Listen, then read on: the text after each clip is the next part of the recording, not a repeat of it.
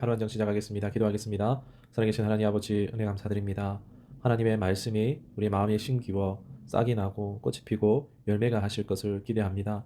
하나님 아직 추울 겨울 중에 있지만은 하나님 우리 마음에는 봄이 오게 하시고 하나님 우리의 마음에 오직 하나님이 주시는 공급하심으로 말미암아 우리가 주의 은혜 가운데서 내 영이 무럭무럭 성장하고 성숙하고 자라나감이 있는 은혜가 있게 하여 주시옵소서. 오늘도 말씀을 통하여서 내 영의 양식을 양분을 공급받습니다. 마음껏 흡수하고 또 잘 자라는 은혜가 있도록 주장하시고 인도해 주시옵소서. 감사드립니다. 예수님의 이름으로 기도드립니다. 아멘. 오늘 함께 하실 말씀은 창세기 43장 13절로 15절 말씀을 보도록 하겠습니다. 창세기 43장 13절로 15절 말씀까지입니다. 세 절만 보겠습니다. 내 아우도 데리고 떠나 다시 그 사람에게로 가라. 전능하신 하나님께서 그 사람 앞에서 너에게 은혜를 베푸사 그 사람으로 너희 다른 형제와 베냐민을 돌려보내게 하시기를 원하노라. 내가 자식을 잃게 되면 이르리로다. 그 형제들이 예물을 마련하고 갑절의 돈을 자기들의 손에 가지고 베냐민을 데리고 애굽에 내려가서 요셉 앞에 서니라. 아멘.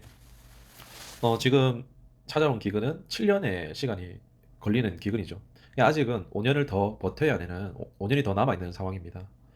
아무래도 애굽에서 사온 양식이 다 떨어졌음으로 인해서 다시 애굽으로 가야 하는 상황인 것입니다. 그런데 그 걸음이 쉬 떨어지지 않습니다. 왜냐하면은 아직 요셉인지 알지 모르는 애굽의 총리가 요셉인지 전혀 모르죠. 총리가 동생 베냐민을 데리고 오라고 이렇게 시켰기 때문에 베냐민을 데리고 오지 않으면 너희는 정탐꾼이다 하면서 그렇게 베냐민이 없으면은 볼 길이 없는 것입니다. 시므온도 지금 잡혀 있는 상태고 이런저런 상황 속에서 베냐민을 데려가지 않으면 전혀 안 되는 그런 상황 가운데 있습니다. 그 야곱이 이 베냐민을 그런데 보내는 것을 허용하지 않죠. 왜 그렇습니까? 야곱은 베냐민에게 어떻게 보면은 애착 관계 또는 집착하는 그런 모습을 보이고 있기 때문입니다. 야곱을 보면 어떻습니까? 하나님의 족장이지만은 그 나름 좀 보면은 불쌍한 모습도 없지 않은 게 그가 사랑했던 아내가 죽고요. 먼저 죽게 되고 또 자기 자식이 어떻습니까? 형들이 속이긴 했지만은 죽은 걸로 알고 있습니다. 이게 남은 것이라고는 베냐민인데 이 시몬도 지금 없고 이마저도 이러면 어떻게 할까? 지금 상실에 대하여서 상당히 두려워하는 것을 볼 수가 있습니다. 노심초사하느라고 이 베냐민을 보내야지만 양식을 얻을 수 있지만 도무지 마음이 허락을 안 하는 겁니다. 그래서 지금 야곱의 가정에는요 절체절명의 위기의 상황에 다다르고 말았습니다. 야곱 자신도 그렇고 또 아들들도 그 아들들의 자녀들까지도 그런 짐승들까지도 다 죽게 될 그런 상황에 다다르고 말았습니다. 사느냐 죽느냐 이것은 어떻게 보면 야곱의 결정에 달려 있다라고 해도 과언이 아니죠. 이런 선택하는 상황에서 참 고민스럽기도 하겠지만은 먼저 또 생각해 볼게. 요셉이 그랬다 치지만은 이를 허용하신 분은 하나님이십니다. 하나님, 왜 이런 시험을 야곱이 또 당하도록 하나님 허락하십니까? 이런 상황을 또 주십니까? 라고 질문해 볼 수 있겠죠. 야곱은 늙을 만큼 늙었고 고생할 만큼 고생한 것 같습니다. 그렇게 수고하고 고생했는데, 야, 하나님, 그나마 지금 야곱이 마음을 두고 사랑하는 그것을 좀 놔두시면 안 됩니까? 하나님, 저 베냐민 안 데려가면 안 되십니까? 싶은 그런 마음도 없지 않아 듭니다. 왜 하나님 자꾸 야곱이 사랑하는 것을 빼앗아 가시는가 싶은 그런 생각이 듭니다. 그렇지 않으십니까? 하나님을 믿는 것이 이런 건가 하면서 야곱의 입장이 저였다면 저의 입장이 야곱의 입장이었다면 그런 생각까지 들지 않았을까 싶습니다. 야, 하나님 믿는 게 이런 걸까라고 싶기도 할 것입니다. 야곱이 분명 물질의 복은 받았지만요. 야곱은요 행복하지 않았습니다. 하나님이 지금 야곱을 통하여서 민족을 이루고 창대케 하리라라고 약속을 주셨지만요. 그 뭐 하나님 약속 없하고 지금 다 죽게 생긴 상황에 마주하고 있습니다. 도대체 왜 하나님께서 이렇게 하실까 싶습니다.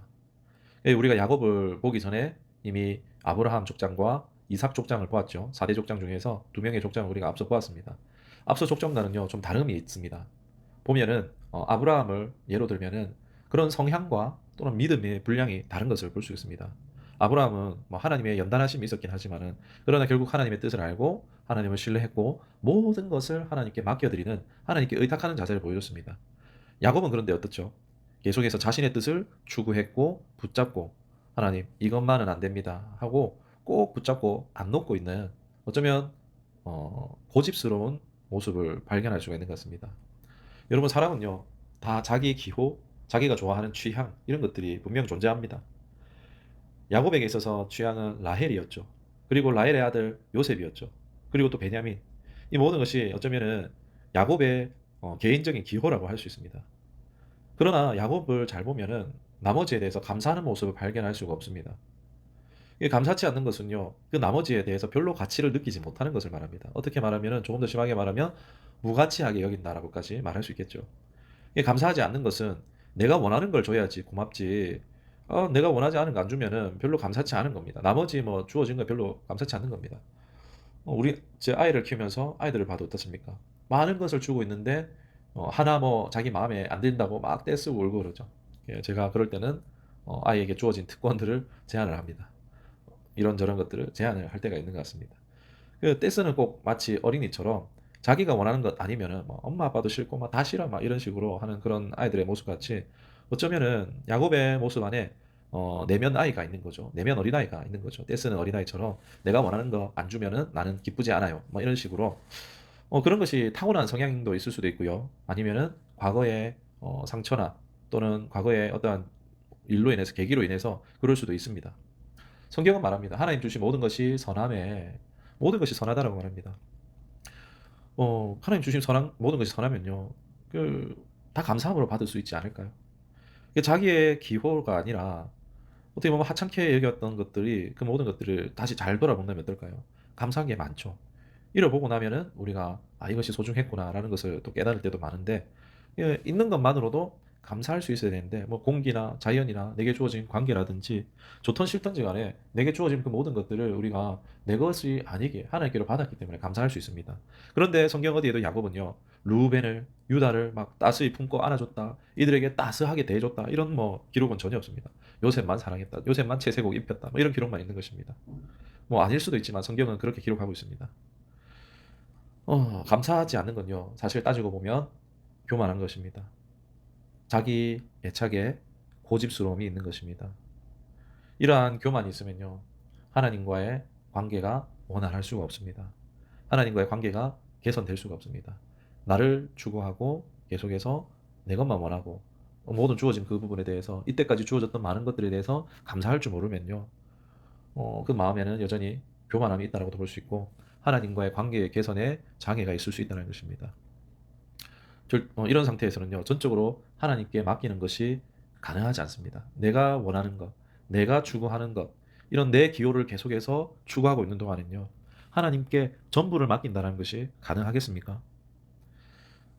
이런 요셉입니다. 이런 야곱입니다. 결국 어떻게 됩니까? 하나님께 다 맡길 수밖에 없는 상황까지 오고 만 것입니다. 하나님은요, 지금 야곱의 눈에 보기에 좋은 모든 것을 거두어짐을 허용하신 것입니다. 꼭 뭐 하나님께 맡기지 않고 그래서 뭐 거두어 가시냐, 뭐 그 하나님을 잘 믿지 않아서 거두어 가시냐 그렇지는 않습니다. 욥처럼 이유 없는 그런 고난도 때로는 있을 수 있습니다. 뭐 사단이 시험하여서 그런 경우들도 없지 않아 있죠. 그러나 우리가 그것을 실제로 뭐 우리 영적 눈이 열리지 않는 이상에는 알 수 없는 거죠. 지금 상황은 나타나 보이는 모습은 어, 낭망스럽고 낙심되고 절망스럽습니다. 아무런 희망도 낙도 없는 기대할 것도 없는 포기하는 상태로 흘러가고 있습니다. 예, 야곱의 어떻게 보면 일그러진 애착이죠. 그러나 이것을 잃어버리는 것은 야곱에게 있어서 자신의 개인적인 죽음의 상태입니다. 읽진 않았지만은 43장 8절, 38절에 보면은 내가 스올로 내려간다라는 말을 합니다. 무슨 얘기입니까? 육체적으로 죽지는 않았지만 내가 죽었다라는 표현입니다. 내가 이 아들이 어찌 되면은 나는 죽은 것과 다름없다. 뭐 이런 식으로 말하는 것이 이런 표현인 것입니다.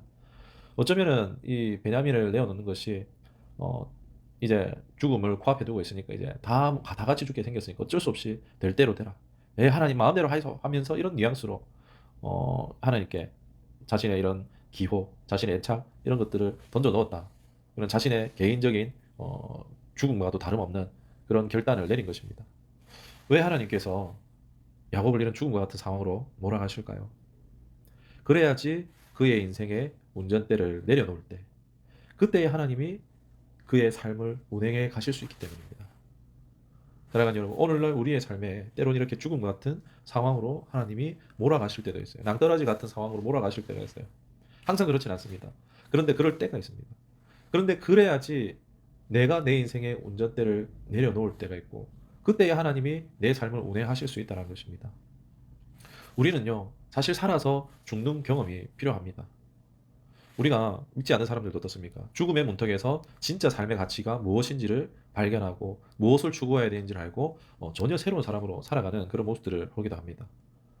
우리가 살아서 정말 죽는 것 같은 뭐 사회적인 죽음이든 개인의 소망이 깨어진 그런 경험이든지 간에 우리가 이런 경험들을 통해서 우리가 새로워지기도 하지만은 영적으로 보면요. 우리는 죄인입니다. 죄는요. 반드시 죽어야 됩니다. 살아서 죽지 않는 자는요. 천국에 들어갈 수 없는 것입니다. 그래서 예수님께서는요. 대신 우리를 위해서 돌아가셨습니다. 우리는 죄인입니다. 성경이 명명백백히 얘기하는 죄인입니다.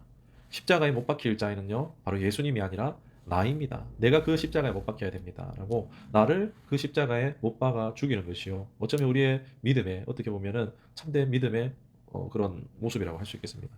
죄된 나. 나 된 죄를 인정하는 사람만이요. 구세주가 필요한 줄 알고 그리고 나에 대해서는 사형 선고를 내릴 수 있습니다. 나를 진짜 못 박는 것이 아니라 나를 죽이면은 끝나버리잖아요. 그러면 안 되니까 대신 예수님을 죽이신 거예요. 하나님께서는. 그러나 그 예수님과 함께 내가 그 십자가에 예수님이 죽으셨기 때문에 나를 그 예수님 안에 함께함으로 말미암아 내가 십자가에 못 박힘으로써 이제 예수님과 함께 죽고 예수님과 함께 사는 것이 되어지는 것입니다. 이것이 가능한 것입니다.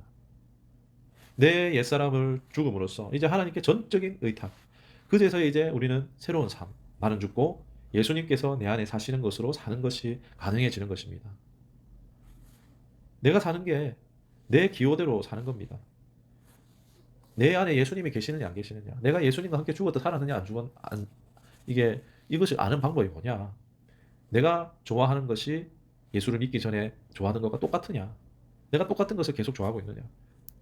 예수를 믿기 전에 내가 술과 도박을 좋아했는데 예수를 믿고 나니까 그게 아무렇지 않은 거예요. 하찮게 여겨지고 오히려 싫은 거예요. 그런데 그 기호가 안 바뀌었다. 그분은 결코 예수님을 만난 것이 아닙니다. 향기는 맡았을지 몰라도 그분은 아직 자신이 죄인인 줄도 모르고 아직 십자가에 못 박지 않은 것입니다. 생각해 보길 원합니다.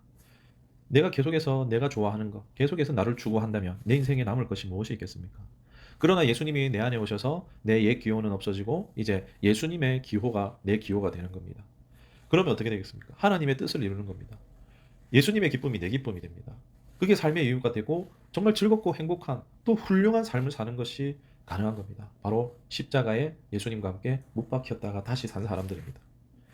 야곱이 이런 결정을 할 수 있도록 돕는 사람이 있었습니다. 8절에 유다가 자기를 추구하다가 앞서서 막 유다 족보가 잠깐 나왔었죠. 그리고 다 잃어버리고 회개했던 유다가 이제는 다시 죄를 짓지 않겠다라고 말했던 유다가 변화된 모습이 되어서 아버지 만일 일이 잘못되면 내가 희생하겠습니다. 내 아들들 다 잡으십시오. 라고 하면서 오히려 일사각오의 모습을 보이는 것을 볼 수가 있습니다. 유다의 말에 감동을 했는지 모르겠지만 그는 그제서야 자신이 붙잡고 있던 베냐민을 내려놓습니다. 베냐민을 하나님의 손에 던진 것입니다. 우리는 사실 잘 보면은 살면서 사람만은 철석같이 믿을 때가 있습니다. 그러면서 재산이고 막 다 맡겼다가 사기도 당하기도 합니다. 그런데 믿지 못할 사람을 그렇게 믿어서 그런 안타까운 일도 당하지만 그런데 아무리 세상 보기에 착한 사람들도요. 하나님께는 맡기지 않는 이상한 그런 현상들을 봅니다. 왜 그럴까요? 믿지 못할 사람도 그렇게 믿어서 다 내어주면서 왜 모든 것 주신 하나님께 우리가 맡겨드리지 못하느냐? 이건 정말 우리가 생각해 봐야 될 모습입니다. 왜 그렇겠습니까? 옛 죄가 아직 나를 얽고 있는 것입니다. 옛 사람이 나를 계속 얽고 있는 것입니다. 죄 아래 묶여 있으니까 그 영향력을 받고 있는 것입니다. 이 죄의 기호, 정말 우리는요, 이것에 대해 철저한 회개가 필요합니다. 내가 정말 회개되었냐? 내가 정말 옛사람이 죽고 이제 새 사람이 되었느냐요? 기호가 바뀌어야 진짜 바뀐 것입니다. 내가 좋아하는 것이 아직 바뀌지 않았다면 나는 아직 완벽하게 바뀐 게 아니라는 것입니다. 우리는 아직 바뀌는 중에 있다는 것을 우리가 기억했으면 좋겠습니다. 완전 바뀌었으면 내 기호가 완전 바뀌었으면 그 사람 진짜 완전 바뀐 사람이겠죠. 믿음으로 구원받는다. 다른 것이 아닙니다. 하나님께 맡겨드리는 거예요. 작은 것부터 작은 일에 충성된 자가 큰 일에도 충성된 자라고 말합니다. 내 가장 귀한 것도 내가 가장 소중하게 여기는 것도 하나님 손에 맡길 수 있느냐. 주님은요. 빼앗으려고 결코 달라고 안 하십니다. 빼앗아 가시는 분이 아닙니다. 하나님은 믿음을 보시려고 때로는 거두실 때도 있습니다. 왜요? 더 잘되게 더 좋은 것 주시려고. 그러나 끝까지 고집 부리면 어떻게 될까요? 하나님은 일해 주실 수가 없어요. 일하실 수가 없습니다. 하나님 강제로 하시는 분이 아니고 우리에게 선택권을 주시는 분입니다. 우리가 누린 모든 것이 정말 감사한 것입니다. 있어도 없어도 정말 우리 감사합니다. 정말 하나님을 선택하고 맡겨드리시기를 정말 주께 맡겨드리는 다 맡겨드릴 수 있는 그런 믿음의 영역까지 우리가 자라나갈 수 있도록 서로 기도하며 함께 잘 버티며 서로가 또 유다가 되어져서 하나님에 대한 믿음의 도전을 주는 그런 좋은 우리 처음교회 모든 성도들의 교제가 될 수 있기를 주님의 이름으로 축원합니다. 기도하겠습니다. 살아계신 하나님 아버지 은혜 감사드립니다. 기근의 사건을 통해서 이제 야곱의 마지막 수술을 진행하시는 하나님의 모습을 발견하게 하시니 감사드립니다. 야곱은 바로 우리의 모습임을 깨닫습니다. 끊임없이 하나님의 뜻과 하나님의 계획보다는 내 자신의 원하는 것, 내 기호, 내 취향, 이것을 계속해서 포기하지 않고 주신 것에 감사하기보다도 계속 내가 원하는 것이 이루어지지 않음에 그동안에 감사치 못하고 오히려 내가 원하는 것이 이루어지지 않는다고 해서 하나님께 불평 원망하였던 우리의 지난 삶이 있음을 야곱과 같은 삶이었음을 고백합니다. 하나님, 그러나 주께 맡기는 자, 정말 모든 거 하나님 앞에 드릴 수 있는 자들, 하나님께서 일하십니다. 하나님께서 역사하십니다. 우리가 사람도 믿는데 이 세상을 창조하신 하나님을 믿지 않아서야 우리가 어찌 믿음의 사람이라 할 수 있겠습니까? 하나님께 모든 것 맡기길 원합니다. 그것이 정말 사회적인 죽음과 같고 내 어떻게 사형 선고가 내려진 그러한 결단이 필요하다 할지라도 하나님 우리의 믿음 더하여 주시옵시고 아브라함이 자신의 그런 아들 이삭을 바칠 때에 그것이 자신의 삶의 모든 것을 다 바친 것 같은 어쩌면 자신에 대한 사형 선고와도 다름이 없는 그런 선택이었지만 그것을 감당할 수 있었던 것처럼 하나님 우리에게도 믿음 더하여 주시옵시고 정말 참 축복의 날들로 들어갈 수 있도록 하나님 아버지 인도하여 주시옵소서. 감사드리며 예수님의 이름으로 기도드립니다. 아멘.